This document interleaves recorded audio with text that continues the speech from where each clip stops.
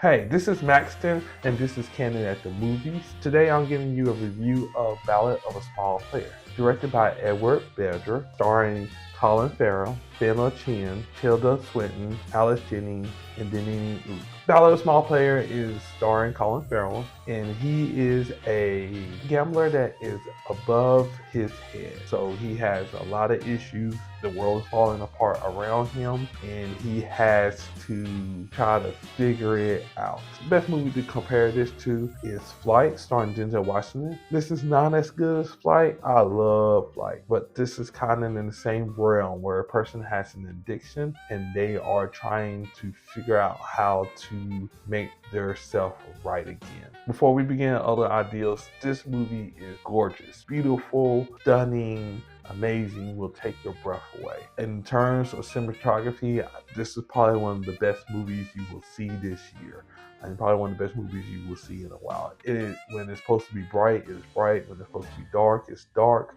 If they want you to see something, they will make sure that you see it and then add some other colors to the background. All the camera tricks that they pulled out was just amazing. I wish I could have seen this in IMAX. I wish I could have saw this in the movie theater. Unfortunately, I think they picked Frankenstein over this one. And I really hate that for everybody because I really wanted to see this in a big screen. That made my TV look like it was high definition. So I can only imagine what it looks like on IMAX. It is beautiful. Along with that beautifulness, the score that comes with it just transforms you. It takes you to a location. This was filmed in China, so it just takes you there, and you just want to be in this movie. I enjoyed how I was transported into the ideals of what the movie was trying to show me. Colin Farrell does an amazing job of acting. If you hadn't seen him in The Penguin or any of the other movies that he has done or TV shows, he just transports himself there. You believe that he has gotten himself, or that he has made himself this rich and powerful person, when in actuality that is not the true and who he really is. The problem with this movie is I think the script is just not good.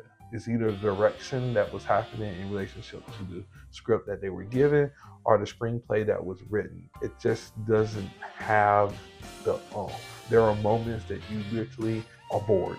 And I hate to say that when you have something so beautiful to look at, but there were just moments where, since it's a Netflix movie, you're at home, you grab for your phone, and next thing you know, you missed about 10, 15 minutes because it doesn't feel like anything of importance is happening. As the movie progresses on, it starts to pick up, but it's just hard.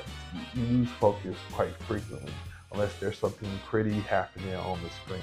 And so it was fun to watch in moments, but not overall. Miss Chin and Miss Swinton does a great job. Both of those ladies do a magnificent job with the roles that they are given.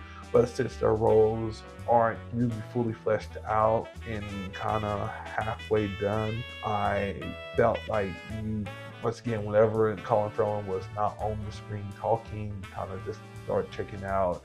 It really didn't make any sense. Then Mrs.